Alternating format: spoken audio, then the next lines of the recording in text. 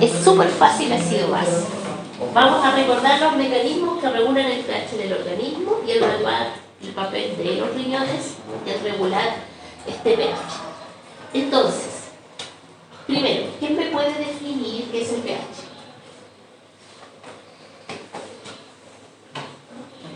Menos log en base 10 de la concentración de protones. Perfecto.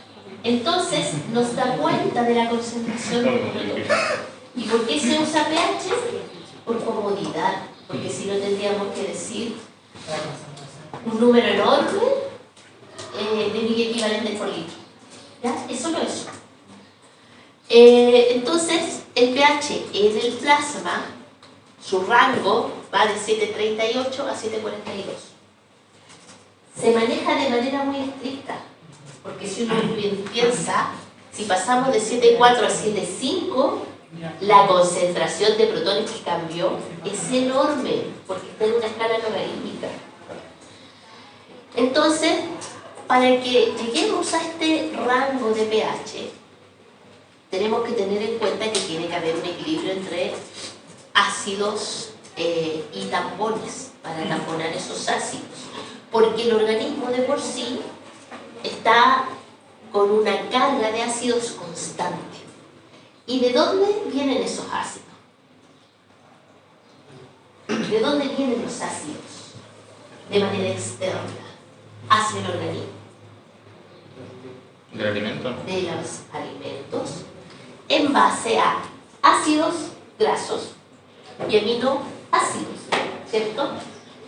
¿Qué quiere decir esto? Que al final, que nosotros comemos, digerimos, todas esas moléculas que se van a generar de alguna forma tienen un componente ácido. Entonces, por una parte vienen de la dieta y por otra, nosotros producimos ácidos. Esos son los llamados ácidos endógenos.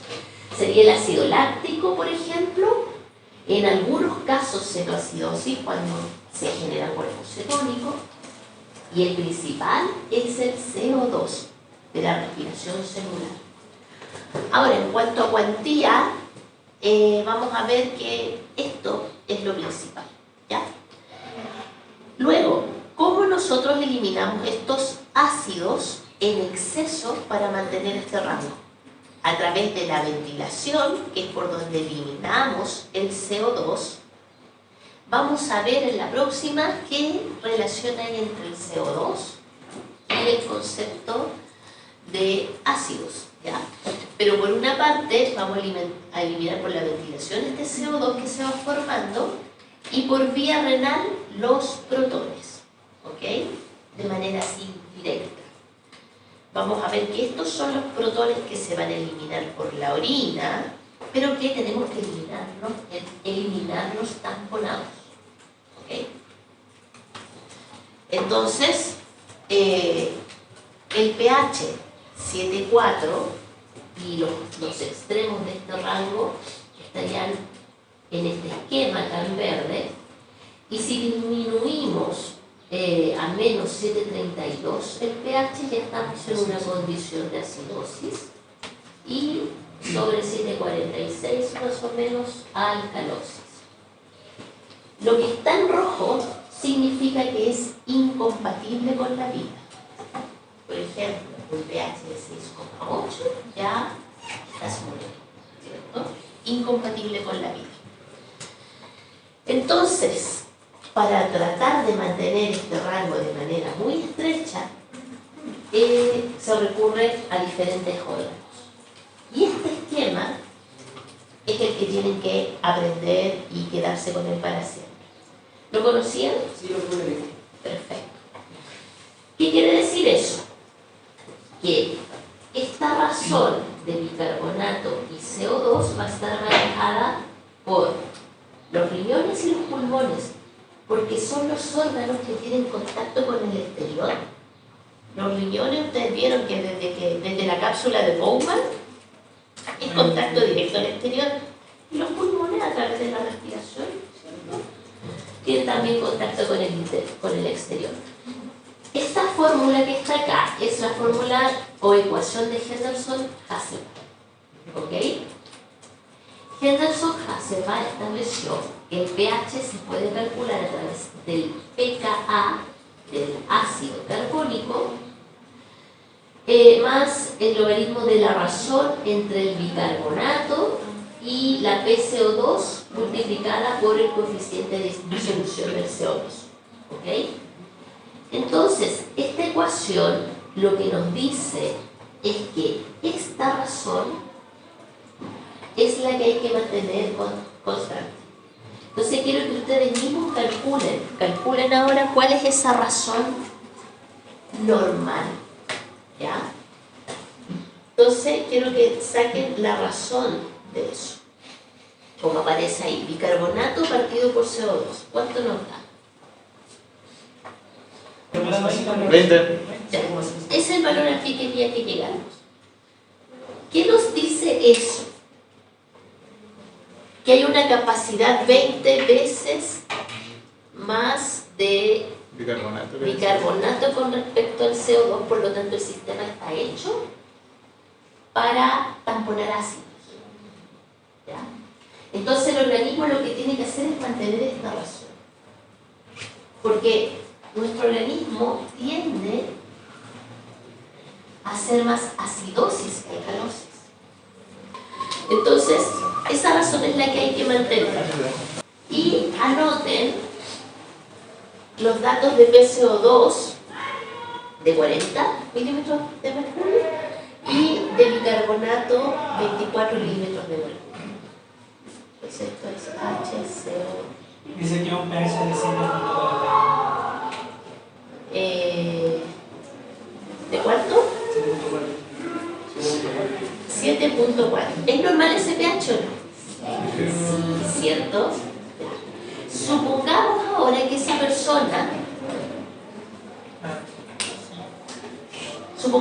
persona, después del 18, que fue una fonda y comió unos anticuchos medio crudos y tuvo una diarrea explosiva donde perdió mucho bicarbonato por esta diarrea. Y cuando le miden, entonces el bicarbonato ya no tiene 24 milímetros de mercurio, sino que ahora tiene 20. Calculen el pH con esa misma calculadora de pH. 7.3. Ya. Por lo tanto, aquí estamos en un estado ya de acidosis. Está como en el rango, ¿cierto? Extremo, pero ya está en un estado de acidosis. ¿Y cuánto será la razón? Calculen ahora la razón.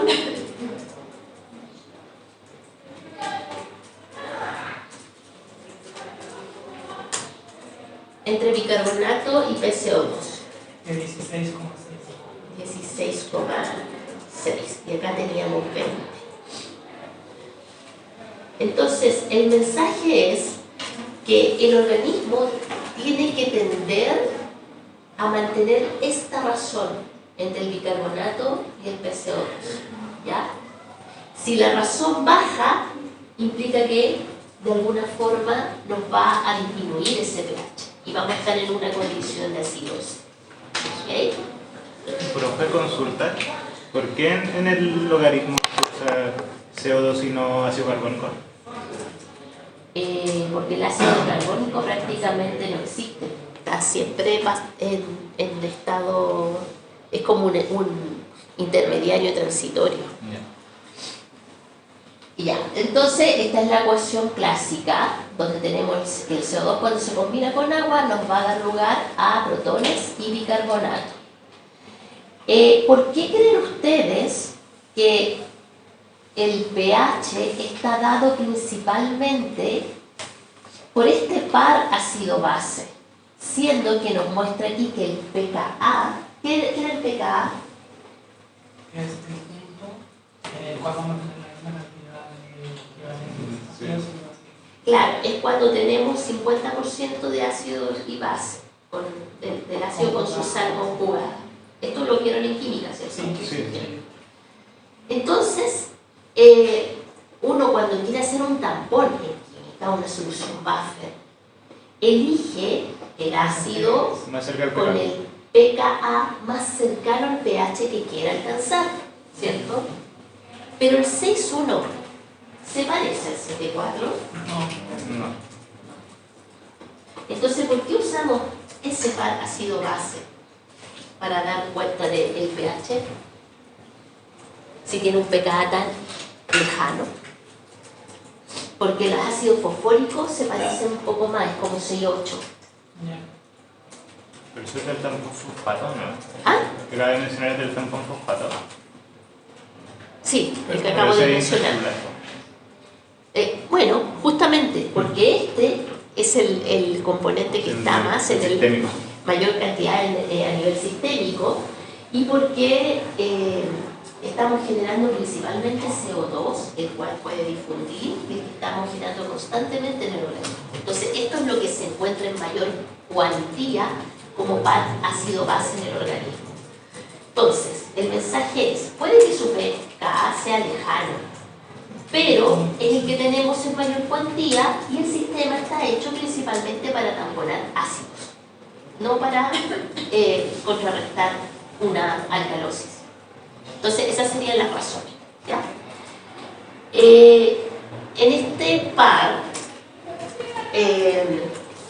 ácido-base tenemos que tener en cuenta que la regulación por el organismo está dada por dos órganos que ya vimos, que es el pulmón y los riñones. Nos vamos a centrar acá en la regulación renal. Esto lo van a ver después del respiratorio. Pero quiero que quede claro que acá la eliminación de CO2 es rápida, porque lo hacemos a través de la ventilación. En cambio, la eliminación de bicarbonato es un poco más lenta. Y vamos ahora a ver bien los mecanismos de compensación renal frente a una acidosis y por qué puede ser más lenta. No está acá en las diapositivas, pero antes de que empiece a funcionar tanto el pulmón como el riñón, frente a un desbalance que nos lleva a una acidosis, los tampones extracelulares son la primera línea de defensa. Eso lo vieron también en alguna parte, ¿no?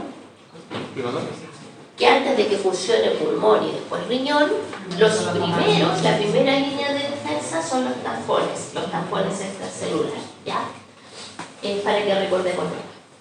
Ya, entonces, vamos viendo.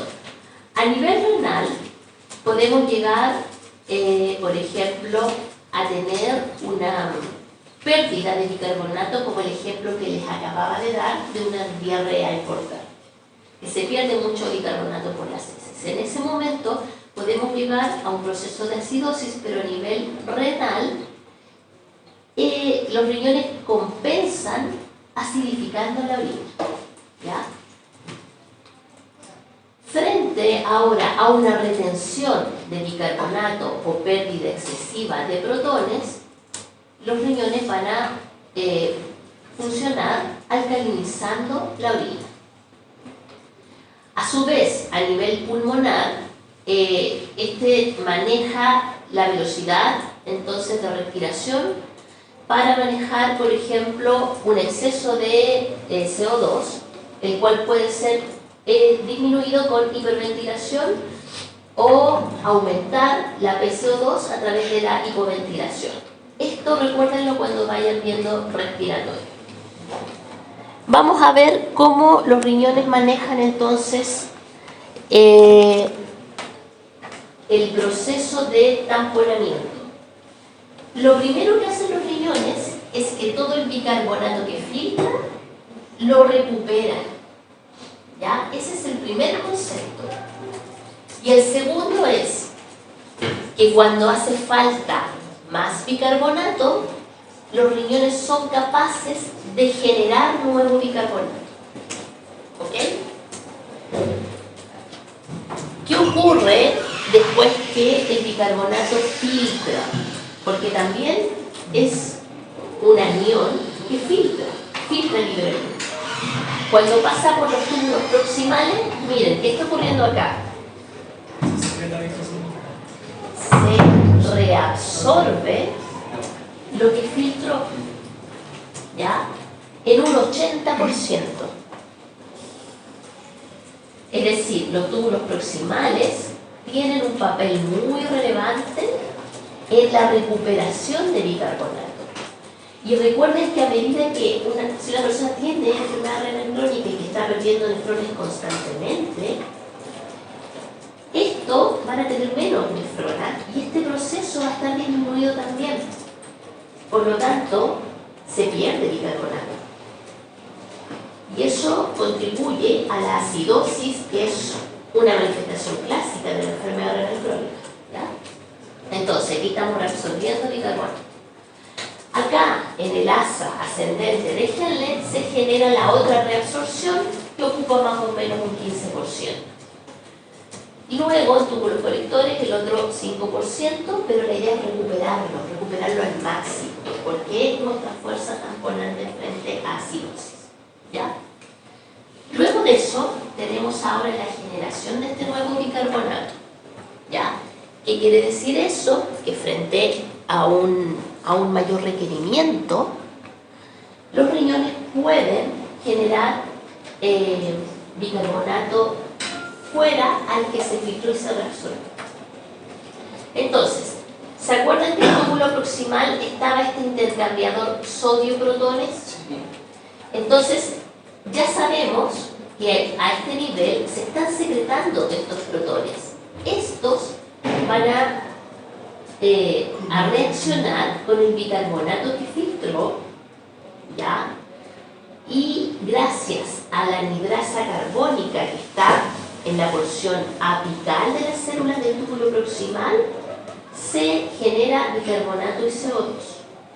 El CO2 puede difundir sin ningún problema, el bicarbonato no puede. Por eso tiene que generarse todo este sistema para recuperar el bicarbonato filtrado. Entonces, el CO2 difunde al interior de la célula del túbulo proximal y acá tenemos otra anidrasa carbónica. Y ahí revierte el proceso y luego por este intercambiador, un cotransportador, sodio-bicarbonato ingresa a circulación nuevamente. Y esa es la forma en la que se recupera. Lo otro que podemos ver acá es la formación de ion amonio. Esa es la otra forma de tamponar los protones que están en el núcleo. Y esta es una forma que es regulada porque ¿de dónde viene el ion amonio? Del amoníaco. ¿Y el amoníaco dónde se produce? De la desaminación de ciertos aminoácidos como la glutamina. Y eso ocurre en los riñones. ¿Ya? Entonces, acá tenemos unas reacciones que las vamos a ver en más detalle en unos esquemas que vienen más adelante para que quede más claro. Pero la formación de este nuevo bicarbonato implica dos procesos. Lo que les contaba de formación de amoníaco, por una parte, y por otra la titulación de los fosfatos. ¿De dónde vienen los fosfatos? ¿Qué son los fosfatos? Del metabolismo oxidativo, ¿no? ¿De dónde vienen los fosfatos? Claro, de la degradación de toda molécula que tenga grupo. ¿Qué moléculas tienen los grupos fosfatos? ATP. La ATP, la MP, ¿qué más? Los ácidos desoxirribonucleicos. El ADN. ¿Cierto? Entonces, toda degradación de moléculas que tengan esos grupos fosfatos van a filtrar y de esas, bueno, son parte de los líquidos extracelulares, pero obviamente también van a filtrar por el riñón, ¿ya?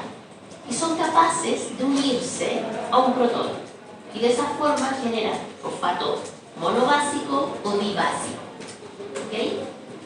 Entonces, si tenemos un fosfato monobásico que llegó al filtrado y ahí hay un protón, se va a formar el fosfato dibásico.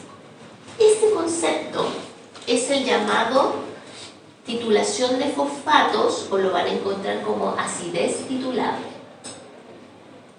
y corresponde a una manera de generar nuevo bicarbonato. ¿Ya? ¿Será limitada o ilimitada esta forma de tamponar protones? Limitado. Limitada. ¿Por qué? ¿De qué depende? De la concentración de fosfato en el plasma. Por lo tanto, frente a una sobrecarga ácida importante, no podemos recurrir al fosfato, pero sí podemos recurrir al proceso de amoniogénesis. ¿Por qué? Porque liberamos nuestros propios aminoácidos. Se forma más bicarbonato y se forma más amonio. ¿Y por qué? Porque todo ese proceso de desaminación es una cadena que usa enzimas.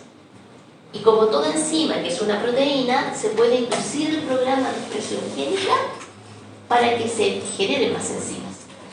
Entonces, quiere decir que el proceso de amoniogénesis se puede estresar, potenciar, sacarle el máximo de provecho, ¿ya? Entonces, frente a una sobrecarga ácida muy importante, está el proceso de amoniogénesis estimulado. Ese es el concepto. Entonces, acá tenemos los fosfatos con los ácidos, lo que le acabo de explicar. Junto con el protón se genera el fosfato diácido y así se excreta tamponado el protón. Y por otra parte, entonces, el amoníaco, que cuando reacciona con un protón pasa a formar el ion amonio, ¿cierto? Y de esa forma se excreta en la orina. ¿Qué nos dice este gráfico? Tenemos una situación control y una situación con una sobrecarga ácida. Lo azul es la llamada acidez titulable y lo rojo el amonio. ¿Cómo pueden interpretar ese gráfico? ¿Qué pasa, por ejemplo, con lo azul frente a una situación control y una sobrecarga ácida? ¿Qué pasa? Que hay un aumento de la actividad de la acidez titulable, Pero limitada. pero limitada, ¿no? ¿Cierto? Muy limitada. ¿Pero qué pasa con el amonio? Aumenta Mucho, ¿cierto? Y eso es lo que acabábamos de hablar. Es un sistema inducible, ¿ya? Frente a ese estímulo por protones.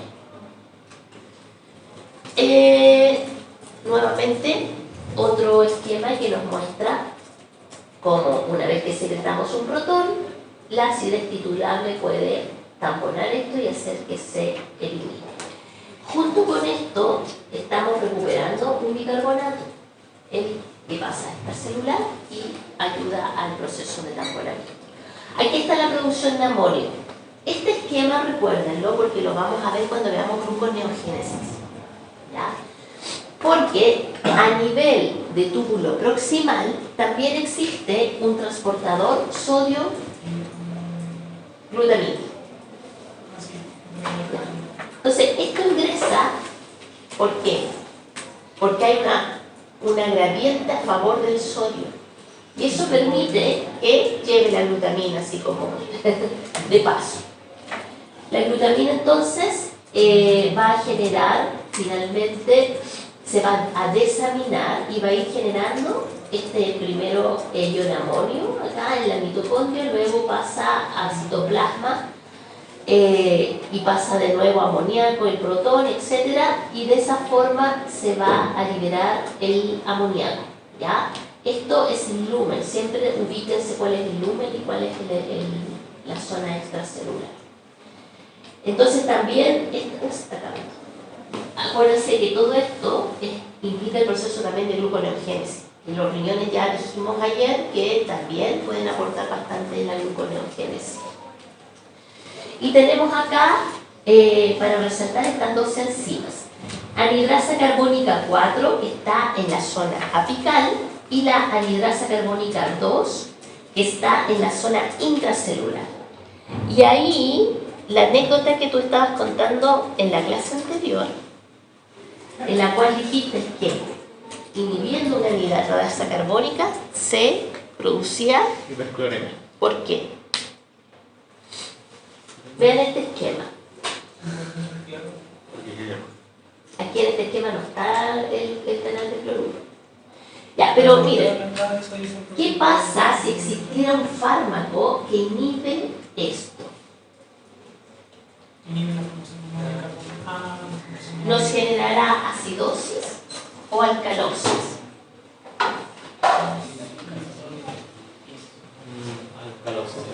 Acidosis, porque no se me olvida con esto. Pero estamos inhibiendo esto. Sí, está viniendo.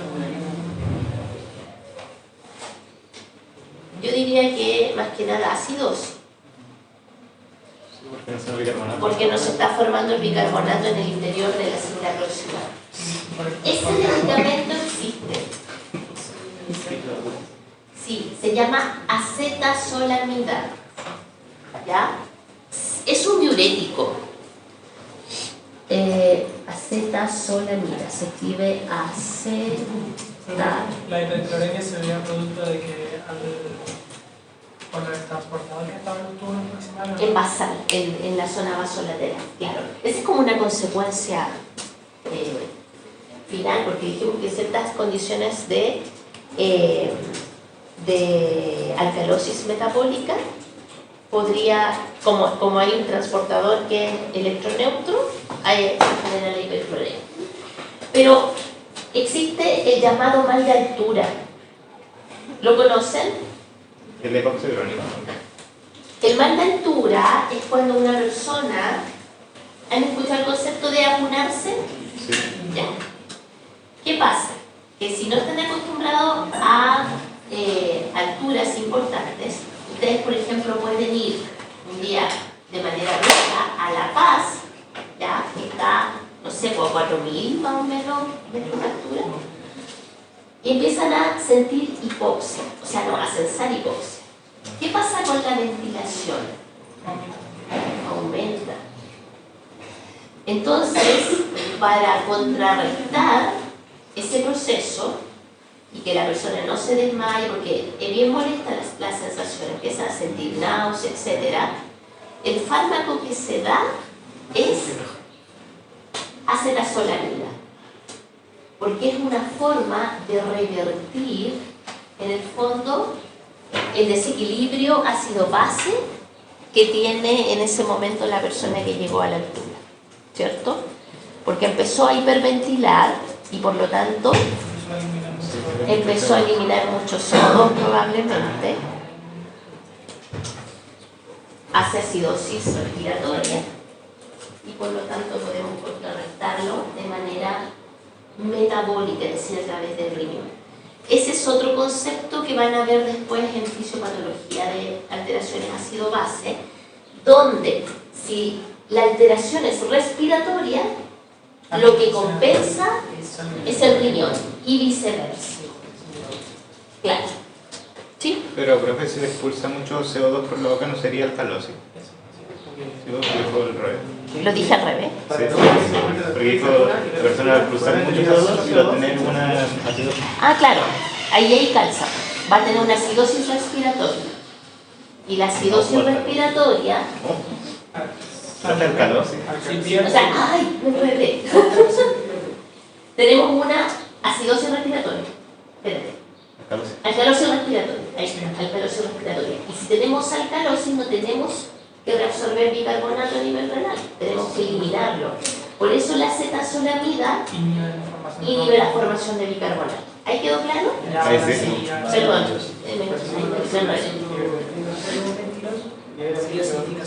Eso. Se genera entonces alcalosis respiratoria y se compensa con este medicamento, o sea, usando este medicamento haces que no sigas reabsorbiendo bicarbonato, la anhidrasa carbónica. Ya, entonces,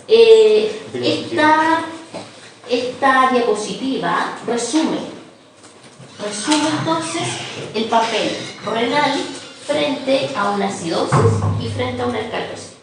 ¿Ok? ¿Qué vemos acá? Podemos ver cómo a medida que la célula está, o sea, el sistema está más ácido, estamos liberando protones. ¿Y qué se acuerdan que vimos al inicio en la clase anterior? ¿Qué pasaba en las células intercaladas? Para para eliminar protones.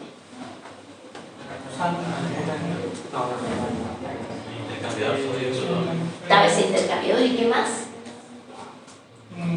Una bomba. Una bomba. Entonces, la bomba la tenemos acá. ¿Ya? Sí, para que vaya excretando el exceso de protones. ¿Ya? Esto es frente también a una acidosis importante. La bomba se activa y empieza a liberar protones. Lo otro que hay que tener en cuenta, que cuando tenemos un proceso de acidosis, esto va muy de la mano de un desequilibrio también electrolítico.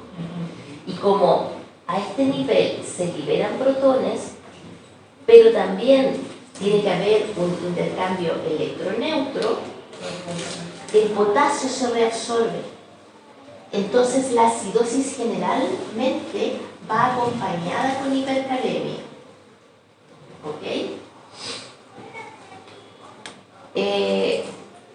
Lo que estamos viendo acá entonces es lo que ocurre en las células intercalares tipo A que vimos en la clase primera. ¿Ya?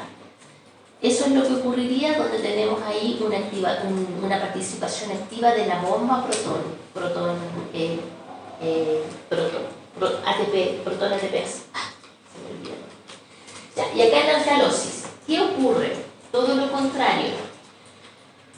El intercambiador cloruro-bicarbonato es el que está actuando para eliminar el bicarbonato al mundo.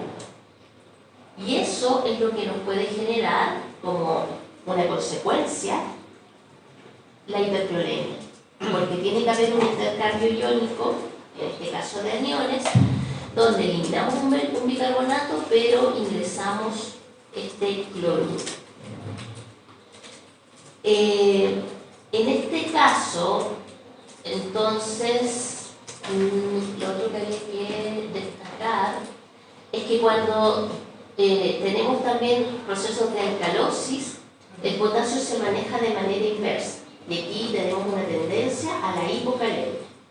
¿Ya? Porque el potasio va a ir siendo excretado por la orina. Entonces, eso contribuye al desequilibrio hidroelectrolítico. Esto se genera principalmente porque, ¿recuerdan que este intercambiador también estaba en vaso lateral? Sí. Entonces, estamos ahora recuperando protones, porque estamos en una condición de alcalosis. Y esos se intercambian con el potasio, los cuales se excretan en el lumen y se eliminan por la orina. Entonces, si se fijan, el equilibrio ácido-base a nivel renal va muy de la mano con el equilibrio electrolítico. Y es bueno que vayamos entendiendo esto desde ya para que en la clase de manejo de iones podamos entender. Ya estamos terminando. Lo que acabamos de ver entonces en toda la clase eran como los mecanismos básicos de manejo ácido-base renal. Pero tenemos que entender también que esto puede ser alterado por otros factores, dentro de ellos algunas hormonas. La principal hormona que regula sobre todo la reabsorción de sodio, la secreción de potasio, es la aldosterona. Y por esa vía también, de manera indirecta, va a tener efecto en el equilibrio ácido-base. Entonces también vamos adelantando. La aldosterona, por ejemplo, estimula la secreción de protones en estas células intercaladas tipo A, que estaban, recuerden, en el túbulo colector, en la última parte del distal, ya que es capaz de activar de manera directa la bomba de protones. El efecto más conocido de la aldosterona, eso sí, es la reabsorción de sodio. Aumenta la actividad de ELENA y la transcripción génica de ELENA. Por lo tanto, ayuda mucho a la reabsorción de sodio. El gradiente, entonces, que está generando, el gradiente electroquímico que genera esta activación de Lennart, va a hacer que se secrete potasio y se secrete protones. Por lo mismo que habíamos visto antes, si yo me tocara el positivo, se va a sacar el carga. Así es. Entonces, en hiperaldosteronismo se va a favorecer la secreción de protones al lúmen. Por lo tanto, se tiende a generarse alcalosis metabólica. Y hay una serie de condiciones que llevan a este hiperaldosteronismo. Uno de ellos, por ejemplo, el hiperaldosteronismo primario, que eso lo van a ver después en endocrino. Generalmente son tumores que se generan en las glándulas suprarrenales. ¿Una consulta? ¿El hiperaldosteronismo también alteraría como disminuiría la diuresis al aumentar la absorción de sodio? Sí, así es. Ya, otra hormona que tiene un papel importante es la angiotensina 2, que vimos ayer que es parte de todo el eje RAS. La angiotensina 2 es un potente vasoconstrictor del arteriol eferente. Pero ¿qué ocurre con el equilibrio ácido-base? Estimula la reabsorción de bicarbonato. Ese es su principal efecto. Y esto lo puede hacer de diferentes formas. Uno, por ejemplo, es aumentando la activación de este transportador, intercambiador sodio-protón a nivel proximal. Y también va a promover la reabsorción de bicarbonato, estimulando la actividad de la anhidrasa carbónica. ¿Ya? Entonces tenemos la aldosterona, la angiotensina 2 y el cortisol. Ayer hablábamos también del cortisol. El cortisol también puede impactar de manera indirecta en el manejo ácido-base. Una de las cosas que hace es estimular la reabsorción de bicarbonato en el túbulo proximal. Y esto puede que tenga relación también con la disminución de la tasa de velocidad de filtración glomerular. ¿Se acuerdan que lo vimos ayer? Por lo tanto, si disminuye esta tasa de filtración, la reabsorción se hace más eficiente, porque el proceso va más lento. Entonces ayuda a que se reabsorba más. Entonces, tendríamos los efectos indirectos también, donde se potencia la actividad de ciertas enzimas, estimula la reabsorción del bicarbonato y, bueno, como dice que aumenta la capacidad adaptativa del riñón frente a la sobrecarga ácida, sobre todo en enfermedad renal crónica.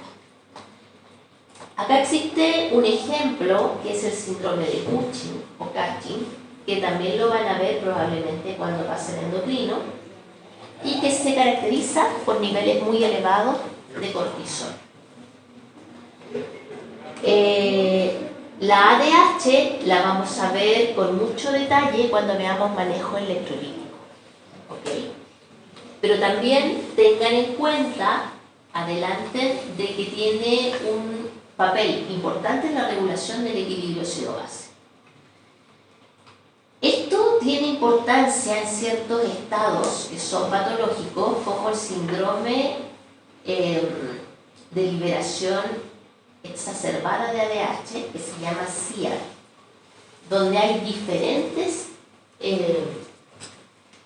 problemas primarios que hacen que se libere más ADH de la que debería. Incluso condiciones, por ejemplo, la propia condición de hospitalización hace que se esté produciendo cada vez más ADH o vasopresina.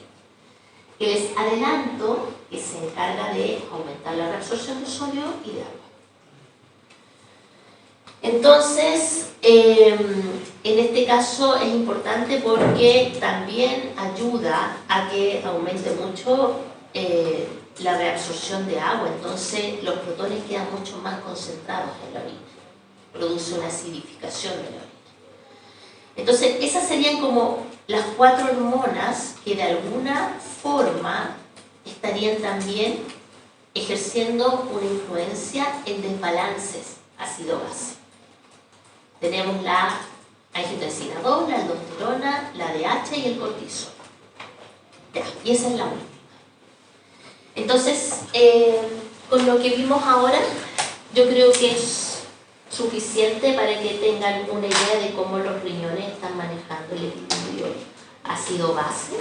Tienen que aprender las bombas, los transportadores, los segmentos, toda entidad molecular que haga algo con un protón va a tener que ver ahí con el manejo ácido-base. Listo, felices vacaciones.